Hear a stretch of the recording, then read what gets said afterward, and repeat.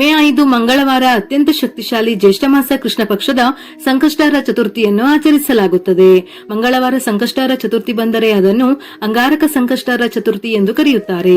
ಇಂತಹ ಶಕ್ತಿಶಾಲಿ ದಿನ ಮತ್ತೆ ಮತ್ತೆ ಬರುವುದಿಲ್ಲ. ಹಾಗಾಗಿ ಮಂಗಳವಾರದ ದಿನ ಪ್ರಥಮ ಪೂಜಿತನ ಅನುಗ್ರಹಕ್ಕಾಗಿ ತಪ್ಪದೆ ನಿಮ್ಮ ಕೈಲಾದಷ್ಟು ಪೂಜೆ ಪುನಸ್ಕಾರ ಮಾಡಿ. ಪ್ರತಿಯೊಂದು ಸಂಕಷ್ಟಾರ ಚತುರ್ಥಿಯನ್ನು ಒಂದೊಂದು ಹೆಸರಿನಿಂದ ಪೂಜಿಸಿ ಆರಾಧಿಸಲಾಗುತ್ತದೆ. ಹಾಗೆಯೇ ಜ್ಯೇಷ್ಠ ಮಾಸದ ಈ ಅಂಗಾರಕ ಸಂಕಷ್ಟಾರ ಚತುರ್ಥಿಯನ್ನು ಏಕದಂತ ಸಂಕಷ್ಟಾರ ಚತುರ್ಥಿ ಎನ್ನುವ ಹೆಸರಿನಿಂದ ಕರೆಯಲಾಗುತ್ತದೆ.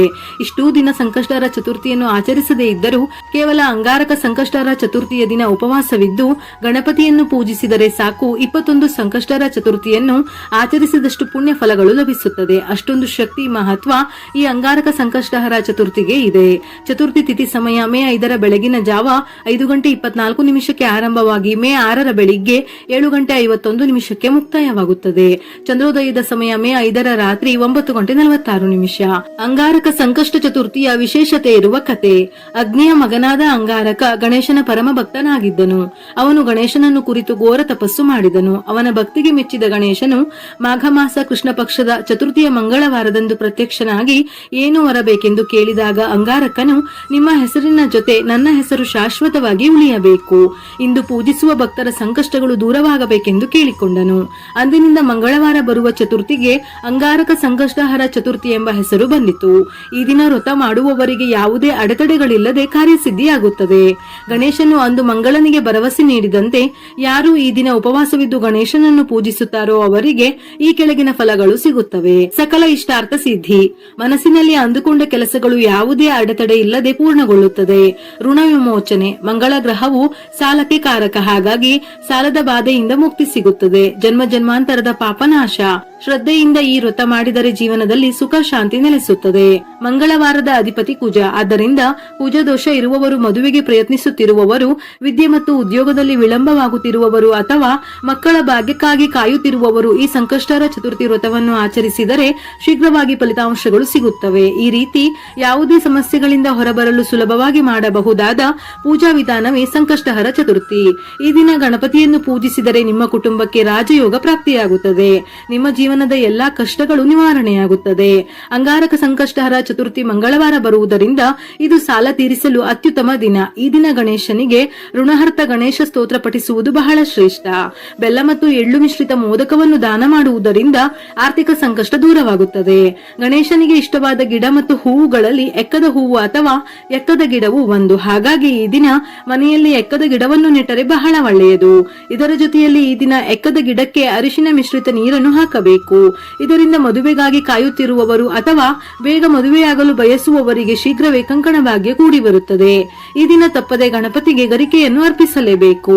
ಜಾತಕದಲ್ಲಿ ಏನೇ ದೋಷಗಳಿದ್ದರೂ ಅಥವಾ ಮಂಗಳ ದೋಷದಿಂದ ತೊಂದರೆಗೊಳಗಾದವರು ಈ ದಿನ ಶಮಿ ಮರಕ್ಕೆ ಪ್ರದಕ್ಷಿಣೆ ಹಾಕಿದರೆ ಸಾಕು, ನಿಮ್ಮ ಜಾತಕದಲ್ಲಿರುವ ಎಲ್ಲಾ ದೋಷಗಳು ನಿವಾರಣೆಯಾಗುತ್ತದೆ.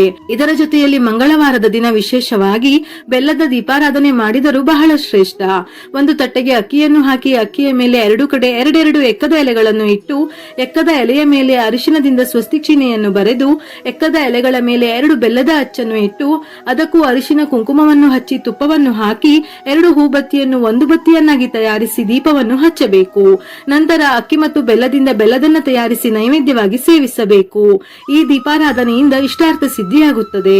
ಗಣೇಶನ ಸಂಪೂರ್ಣ ಅನುಗ್ರಹ ಲಭಿಸುತ್ತದೆ. ನೆನಪಿರಲಿ, ಈ ದೀಪಕ್ಕೆ ತುಪ್ಪವನ್ನೇ ಉಪಯೋಗಿಸಬೇಕು. ಯಾಕೆಂದರೆ ಬೆಲ್ಲದಿಂದ ನೈವೇದ್ಯವನ್ನು ತಯಾರಿಸಿ ಮನೆಯಲ್ಲಿರುವ ಪ್ರತಿಯೊಬ್ಬರು ಸೇವಿಸಬೇಕು. ಒಂದು ವೇಳೆ ಎಕ್ಕದ ಎಲೆ ಸಿಗದೇ ಇದ್ದವರು ವೀಳ್ಯದೆಲೆಯ ಮೇಲೂ ದೀಪಾರಾಧನೆ ಮಾಡಬಹುದು. ಗಣೇಶನಿಗೆ ತುಪ್ಪ ಬೆಲ್ಲವನ್ನು ನೈವೇದ್ಯ ಮಾಡಿ ನಂತರ ಅದನ್ನು ಹಸುವಿಗೆ ಗೋಗ್ರಾಸದ ರೀತಿಯಲ್ಲಿ ತಿನ್ನಿಸಬೇಕು. ಇದರಿಂದ ಮನೆಯಲ್ಲಿ ಆರ್ಥಿಕ ಸಮೃದ್ಧಿ ನೆಲೆಸುತ್ತದೆ. ಒಂದು ವೇಳೆ ನಿಮಗೆ ಮನೆ ಕಟ್ಟಬೇಕು, ಸ್ವಂತ ಮನೆಯನ್ನು ಖರೀದಿಸಬೇಕು ಅಥವಾ ಸೈಟ್ ಖರೀದಿಸಬೇಕೆಂಬ ಆಸೆ ಇದ್ದರೆ ಮೇಲೆ ಹೇಳಿದ ರೀತಿಯಲ್ಲೇ ಬೆಲ್ಲದ ದೀಪ ಬೆಳಗಿ, ಆದರೆ ಅಕ್ಕಿಯ ಬದಲು ತೊಗರಿ ಬೇಳೆಯನ್ನಿಟ್ಟು ಅದರ ಮೇಲೆ ಬೆಲ್ಲದ ದೀಪಾರಾಧನೆ ಮಾಡಿ ನಿಮ್ಮ ಮನಸ್ಸಿನಲ್ಲಿ ಯಾವ ಕೋರಿಕೆ ಇದೆಯೋ ಅದನ್ನು ಪ್ರಾರ್ಥಿಸಿ ದೀಪ ಬೆಳಗಿ. ಒಳ್ಳೆ ಮನೆ ಅಥವಾ ಭೂಮಿ ನಿಮಗೆ ಪ್ರಾಪ್ತಿಯಾಗುತ್ತದೆ. ನೆನೆಸಿದ 21 ಕಡಲೆಕಾಳಿನ ಹಾರವನ್ನು ತಯಾರಿಸಿ ಗಣೇಶನಿಗೆ ಅರ್ಪಿಸಿದರೂ ನಿಮ್ಮ ಇಷ್ಟಾರ್ಥ ನೆರವೇರುವುದಲ್ಲದೆ ಉತ್ತಮ ಫಲಗಳನ್ನು ಪಡೆಯಬಹುದು. ಇದರ ಜೊತೆಯಲ್ಲಿ ಅರ್ಧಕ್ಕೆ ನಿಂತಿರುವ ಕೆಲಸಗಳು ಮತ್ತೆ ಪ್ರಾರಂಭವಾಗುತ್ತದೆ. ಈ ದಿನ ಗಣಪತಿ ದೇವಸ್ಥಾನಕ್ಕೆ ಹೋಗಿ ಎಕ್ಕದ ಹೂವನ್ನು ಗಣಪತಿಗೆ ಅರ್ಪಿಸಿ ಅರ್ಚನೆಯನ್ನು ಮಾಡಿಸಿದರೆ ಇಷ್ಟಾರ್ಥ ಸಿದ್ಧಿಯಾಗುತ್ತದೆ. ಶುಕ್ಲಾಂಬರಧರಂ ವಿಷ್ಣುಂ ಶಶಿವರ್ಣಂ ಚತುರ್ಭುಜಂ ಪ್ರಸನ್ನವದನಂ ಧ್ಯಾಯೇತ್ ಸರ್ವ ವಿಘ್ನೋಪಶಾಂತಯೇ ಅಥವಾ ಗಂ ಗಣಪತಯೇ ನಮಃ ಈ ಮಂತ್ರವನ್ನು 21 ಬಾರಿಯಾದರೂ ತಪ್ಪದೇ ಜಪಿಸಿ. ಇನ್ನು ದೀರ್ಘಕಾಲದ ಅನಾರೋಗ್ಯ ಸಮಸ್ಯೆಗಳಿಂದ ಬಳಲುತ್ತಿರುವವರು ಈ ಸಂಕಷ್ಟಾರ ಚತುರ್ಥಿ ದಿನದಂದು ರಾತ್ರಿ ಸಮಯದಲ್ಲಿ ಚಂದ್ರನನ್ನು ನೋಡುತ್ತಾ ಚಂದ್ರನಿಗೆ ಹಾಲಿನಿಂದ ಅರ್ಘ್ಯವನ್ನು ಸಮರ್ಪಿಸಿ ಅನಾರೋಗ್ಯ ಸಮಸ್ಯೆಗಳೆಲ್ಲ ದೂರವಾಗಿ ಉತ್ತಮ ಆರೋಗ್ಯ ಲಭಿಸುತ್ತದೆ. ದಂಪತಿಗಳು ಒಟ್ಟಾಗಿ ಗಣೇಶನಿಗೆ ಅಭಿಷೇಕ ಮಾಡಿ ಹಳದಿ ಬಣ್ಣದ ಹೂವುಗಳನ್ನು ಅರ್ಪಿಸಬೇಕು. ಈ ದಿನ ಉಪವಾಸವಿದ್ದು ಚಂದ್ರದರ್ಶನದ ನಂತರ ಆಹಾರ ಸೇವಿಸುವುದು ಫಲಪ್ರದ. ಇದರಿಂದ ಸಂತಾನದಲ್ಲಿರುವ ದೋಷಗಳು ನಿವಾರಣೆಯಾಗಿ ಉತ್ತಮ ಸಂತಾನ ಯೋಗ ಲಭಿಸುತ್ತದೆ. ಗಣೇಶನ ಆರಾಧನೆ ಮಾಡಿದರೆ ಶನಿದೇವನು ತೊಂದರೆ ಕೊಡುವುದಿಲ್ಲ. ಗಣೇಶನಿಗೆ ಕಪ್ಪು ಎಳ್ಳು ಮತ್ತು ಬೆಲ್ಲದ ಉಂಡೆಗಳನ್ನು ನೈವೇದ್ಯ ಮಾಡಿ ನಂತರ ಅದನ್ನು ಹಂಚಿ. ಇದರಿಂದ ಶನಿ ದೋಷ ನಿವಾರಣೆಯಾಗುತ್ತದೆ. ವೀಳ್ಯದೆಲೆಯಲ್ಲಿ ಹಣವನ್ನು ಆಕರ್ಷಿಸುವ ಶಕ್ತಿ ಇದೆ. ಹಾಗಾಗಿ ಮಂಗಳವಾರದ ದಿನ ಗಣೇಶನಿಗೆ ವೀಳ್ಯದೆಲೆಯನ್ನು ಅರ್ಪಿಸುವುದರಿಂದ ಸಂಪತ್ತು ವೃದ್ಧಿಯಾಗುತ್ತದೆ. ಕೆಂಪು ಬಣ್ಣದ ಹೂವುಗಳಿಂದ ಗಣಪತಿಯನ್ನು ಪೂಜಿಸಿದರೆ ನಿಮ್ಮ ಪೂಜೆಗೆ ದುಪ್ಪಟ್ಟು ಪುಣ್ಯ ಸಿಗುತ್ತದೆ. ಅದರಲ್ಲೂ ಗಣಪತಿ ಪೂಜೆ ದಾಸವಾಳ ಹೂವಿದ್ದರೆ ತುಂಬಾ ಶ್ರೇಷ್ಠ. ನಿಮ್ಮ ಇಷ್ಟಾರ್ಥಗಳು ಈಡೇರಲು ಕೇವಲ ದಾಸವಾಳ ಹೂವುಗಳಿಂದ ಗಣೇಶನನ್ನು ಪೂಜಿಸಿದರೂ ಅದ್ಭುತ ಫಲ ಸಿಗುತ್ತದೆ. ಸಂಕಷ್ಟನಾಶನ ಗಣೇಶ ಸ್ತೋತ್ರವನ್ನು ಪಠಿಸಬೇಕು. ಈ ಸ್ತೋತ್ರವನ್ನು ಓದಲಾಗದವರು ಓಂ ಗಂ ಗಣಪತಿಯೇ ನಮಃ ಎಂಬ ಮಂತ್ರವನ್ನು 21 ಬಾರಿ ಜಪಿಸಿ. ಈ ರೀತಿಯಾಗಿ ಸಂಕಷ್ಟಾರ ಚತುರ್ಥಿ ದಿನದಂದು ಗಣಪತಿಯನ್ನು ಪೂಜಿಸಿದರೆ ನಿಮ್ಮ ಎಲ್ಲಾ ಕಷ್ಟಗಳು ತಕ್ಷಣವೇ ದೂರವಾಗಿ ಕೋರಿದ ಆಸೆಗಳು ತಕ್ಷಣವೇ ಈಡೇರುತ್ತದೆ. ಬೆಲ್ಲದ ದೀಪಾರಾಧನೆ ಮಾಡದವರು ಈ ದಿನ ಬೆಳಿಗ್ಗೆ ಎಳ್ಳಿನ ಎಣ್ಣೆ ಅಥವಾ ಸಾಸಿವೆ ಎಣ್ಣೆ ದೀಪವನ್ನು ಬೆಳಗಿ ಸಂಜೆ ತುಪ್ಪದ ದೀಪವನ್ನು ಬೆಳಗಿದರೆ ತುಂಬಾ ಶ್ರೇಷ್ಠ. ಪೂಜೆಯ ಸಮಯದಲ್ಲಿ ಗಣೇಶನಿಗೆ ಸಂಬಂಧಪಟ್ಟ ಗಣೇಶ ಅಷ್ಟೋತ್ತರ, ಗಣಪತಿ ಉಪನಿಷತ್, ವೇದ ಮಂತ್ರಗಳನ್ನು ಪಠಿಸಬಹುದು. ಸಂಕಷ್ಟಹಾರ ಸ್ತೋತ್ರ, ವಕ್ರತುಂಡ ಮಹಾಕಾಯ ಅಥವಾ ನಿಮಗೆ ಗೊತ್ತಿರುವ ಯಾವುದಾದರೂ ಗಣೇಶನಿಗೆ ಸಂಬಂಧಪಟ್ಟಂತಹ ಮಂತ್ರ ಶ್ಲೋಕಗಳನ್ನು ಪಠಿಸಬಹುದು. ಉದ್ಯೋಗದಲ್ಲಿ ಏಳಿಗೆ ಹಾಗೂ ಹೊಸ ಉದ್ಯೋಗ ಹುಡುಕುತ್ತಿರುವವರು ಗಣೇಶನಿಗೆ ಶಮಿ ಪತ್ರೆಯನ್ನು ಅರ್ಪಿಸಿ. ಇದರಿಂದ ವೃತ್ತಿ ಜೀವನದಲ್ಲಿರುವ ವಿಘ್ನಗಳು ನಿವಾರಣೆಯಾಗುತ್ತದೆ. ಕೆಲಸದ ಸ್ಥಳದಲ್ಲಿ ಗಣೇಶನ ಸಣ್ಣ ಫೋಟೋ ಅಥವಾ ವಿಗ್ರಹಕ್ಕೆ ಪೂಜೆ ಸಲ್ಲಿಸಿ ಸಂಕಷ್ಟ ನಾಶನ ಗಣೇಶ ಸ್ತೋತ್ರವನ್ನು ಓದಿ. ಮನೆಯಲ್ಲಿ ಗಣಪತಿಯ ವಿಗ್ರಹವಿದ್ದರೆ ಈ ದಿನ ಹಾಲಿನಿಂದ ಅಭಿಷೇಕ ಮಾಡಿ ಗಣಪತಿಗೆ ದೂರ್ವೆಯನ್ನು ಅರ್ಪಿಸಿ ತುಪ್ಪದ ದೀಪವನ್ನು ಬೆಳಗಿದರೆ ಸಾಲದ ಸಮಸ್ಯೆಗಳು ಕ್ರಮೇಣವಾಗಿ ನಿವಾರಣೆಯಾಗಿ ಸಂಪತ್ತು ವೃದ್ಧಿಯಾಗುತ್ತದೆ.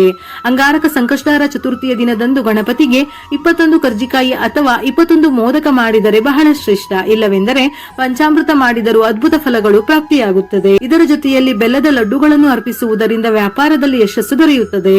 ಬೆಲ್ಲವನ್ನು ಸಮೃದ್ಧಿ ಮತ್ತು ಯಶಸ್ಸಿನ ಸಂಕೇತವೆಂದು ಹೇಳುತ್ತಾರೆ. ಇದರಿಂದ ಗಣಪನ ಆಶೀರ್ವಾದ ದೊರೆಯುತ್ತದೆ. ಇದು ವ್ಯವಹಾರದಲ್ಲಿ ಹೆಚ್ಚಿನ ಗಳಿಕೆ ಅಂದರೆ ಹಣಕಾಸಿನ ವಿಷಯದಲ್ಲಿ ಯಾವುದೇ ಅಡೆತಡೆಗಳಿದ್ದರೂ ನಿವಾರಣೆಯಾಗಿ ವೃದ್ಧಿಯಾಗುತ್ತದೆ.